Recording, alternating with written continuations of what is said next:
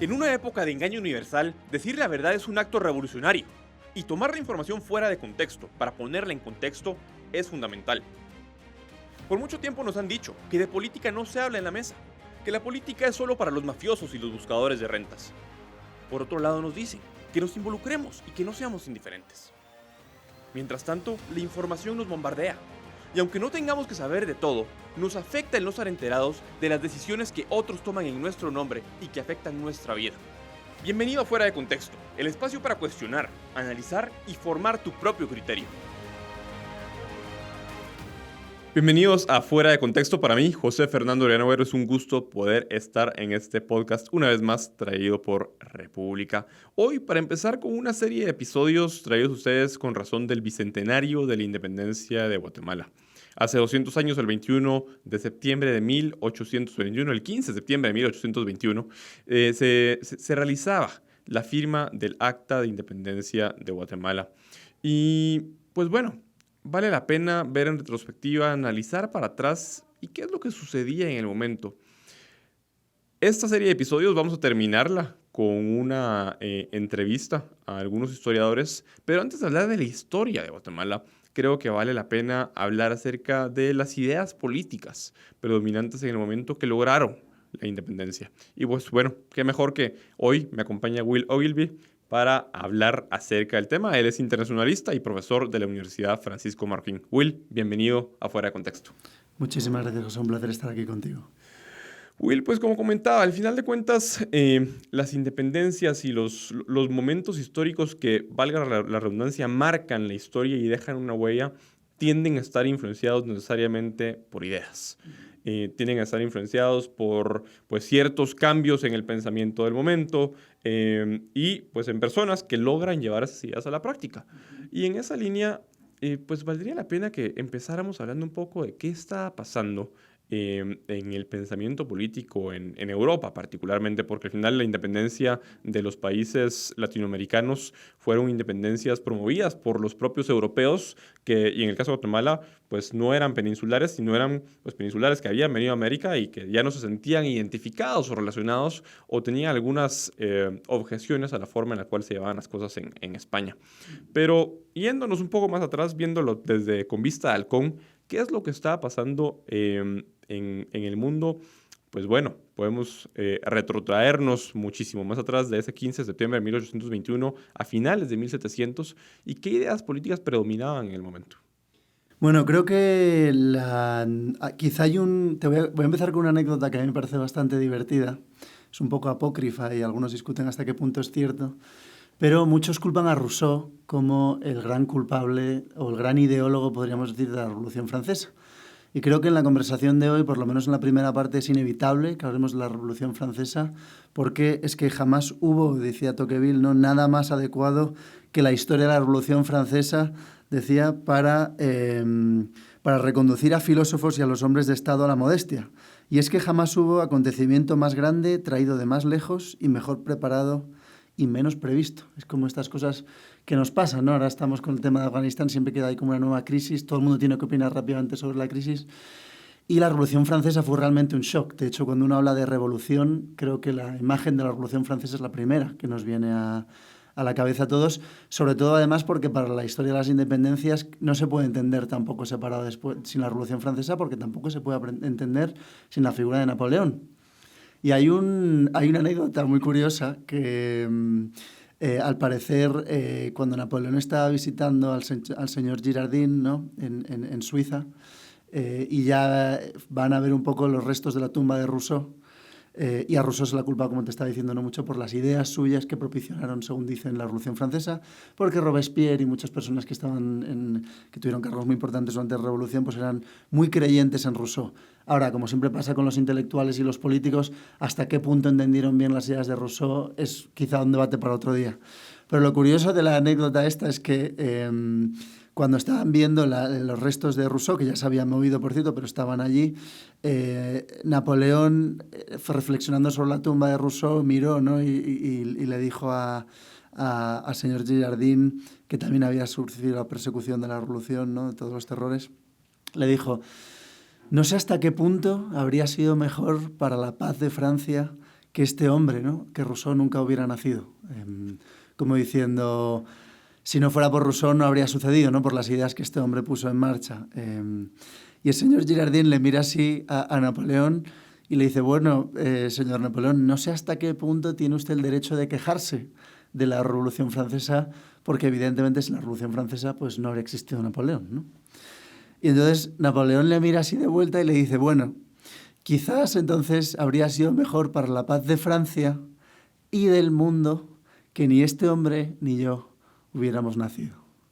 Y es como una de las grandes anécdotas, ¿no? De el gran ideólogo que asienta las bases para la Revolución Francesa y el gran producto de la Revolución Francesa, que es Napoleón, y sin cuya invasión a España no se entendería bien el movimiento independentista que va a venir después, ¿no? Por la exportación que va a tener Napoleón de las ideas liberales en toda Europa. Will, y en ese sentido me parece interesantísima la anécdota y de hecho quizá en el segundo episodio platicamos acerca de incluso bibliografía recomendada, pero todavía no hemos llegado a ese punto. ¿Y cuáles eran esas ideas? Porque podemos hablar de quiénes fueron esos personajes, podemos hablar de Rousseau, pero cuando hablamos de ideas, eran ideas independentistas, eran ideas pues, que partían de un cambio de la visión de los regímenes antiguos, en los cuales pues ya no era visto el rey como el único soberano, sino habían otras visiones respecto a la soberanía. ¿Cuáles eran esas ideas que empezaron a predominar antes de la Revolución Francesa? La verdad que creo que el autor de referencia, quizá porque pues, mi maestro le dedicó en Yale tantos años de investigación a este asunto, ¿no? Mi maestro Eduardo Noya, que probablemente en el mundo hispano sea la persona pues, número uno en análisis de Tocqueville, ¿no? Y Tocqueville nos gusta mucho por dos razones. Uno, porque se considera que La democracia en América es la última gran obra de filosofía política. Después, no hay otro libro que tenga esa importancia, ¿no? O sea, en todos los cánones de grandes libros empiezan a lo mejor con Platón o en la antigua Grecia y terminan con Tocqueville, ¿no? Tocqueville considera que casi todo el mundo ha tenido esa estima por los grandes intelectuales del siglo XIX y XX de ser el último gran libro. Y ese último gran libro porque, en mi opinión, creo que tiene pues, la suficiente cercanía a la Revolución Francesa y este momento histórico tan importante, con el cual, evidentemente, la familia Tocqueville es una aristócrata, ¿no? Y sus padres sufren con la Revolución Francesa, evidentemente. Pero, o sea, por un lado tienen la cercanía histórica de todos los personajes que vivieron y pudieron contarle de cómo se vivió realmente el momento, pero por otro lado, y esto me parece igual de importante a mí, ¿no? Tiene la suficiente distancia histórica como para poder hacer un análisis de cuáles fueron las causas de la Revolución Francesa, cómo sucedió la Revolución Francesa y cuáles fueron los efectos de la Revolución Francesa. Y entonces Tocqueville, pues, si quieren la bibliografía hablaremos un poco más de esto, tiene dos grandes obras, ¿no? Una es El antiguo régimen y la revolución, en el que hace un análisis de qué es lo que hace esta revolución posible, cuáles son las ideas que están fermentando y hacen la revolución posible. Y él tiene y el otro famoso es La democracia en América, ¿no? Que si quieres hablamos después de eso. Pero él tiene una idea también muy original, claro, por esto es uno de los últimos grandes filósofos. La idea tan original que tiene es que dice, mira, la Revolución Francesa ni fue revolución ni fue francesa. Y claro, todo el mundo se queda un poco como imbéciles, nos quedamos todos cuando leemos esa parte del libro, ¿no?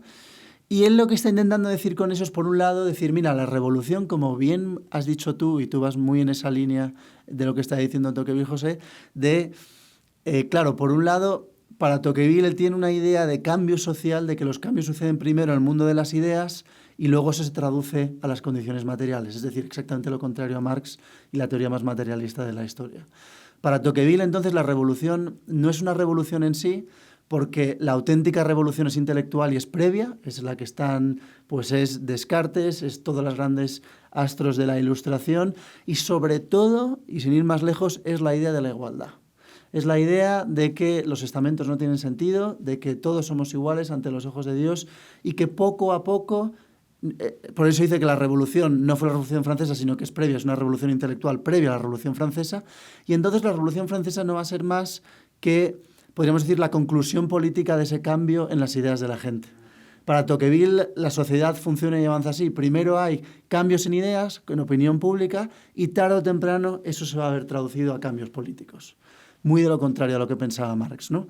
Y entonces no es francesa, evidentemente, porque esto está sucediendo en todo Occidente, como es evidente, y se va a ver traducido aquí en los movimientos independentistas, sin duda. Y no es revolución porque la auténtica revolución es la intelectual previa. La revolución francesa simplemente es el significado político de ese cambio. Yo creo que hoy por hoy es bien interesante a mí me encanta leer constituciones y cuando voy a un país distinto al que no conozco, lo primero que hago es buscar una librería y comprar una constitución del país para irlas coleccionando.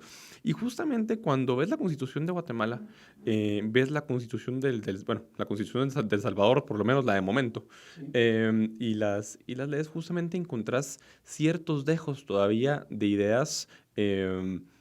Pues de la Revolución Francesa. Y algo muy interesante es un articulito escondido de la Constitución de Guatemala habla acerca de la fraternidad.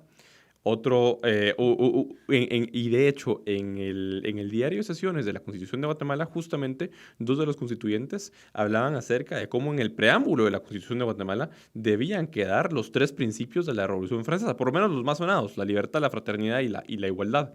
En esa línea, el tema de la igualdad. Cuando hablamos de igualdad, en ese momento, ¿en qué sentido se pensaba la igualdad? Porque hoy, cuando hablamos de igualdad, tiende a desvirtuarse un poco el discurso o bueno, cada quien lo interpreta como mejor le conviene. Ahí hay dos cosas que son interesantes, ¿no? Evidentemente, para Tocqueville hay un trabajo previo de la Ilustración y también de la religión, todo tiene que decirse, y en realmente hacer percibirnos, si todos somos iguales ante los ojos de Dios, pues cómo no vamos a ser iguales ante las leyes, básicamente. O sea, es una igualdad que la derecha actual defiende a capa y espada. Es decir, es una igualdad de no privilegios. Evidentemente, los privilegios antiguos los daba el rey a sus asociados, a los aristócratas, distintas maneras de interpretarse eso, pero es un avance a una destrucción del antiguo régimen en general y una igualdad absoluta entre las leyes. Que da igual tu apellido, que da igual tu sangre, que da igual todas estas cosas. Delante de las leyes todos tenemos que ser iguales, ¿no? Delante de un Estado moderno. Esa es la idea de la igualdad, básicamente. Y que de hecho es interesante cómo eso queda consagrado en uno de los movimientos más importantes, creo yo, que terminaron de empezar a votar la cadena de dominós de las independencias latinoamericanas, como lo fue la Constitución de Cádiz, que justamente uno de los temas principales de esa Constitución es justamente el tema de la igualdad.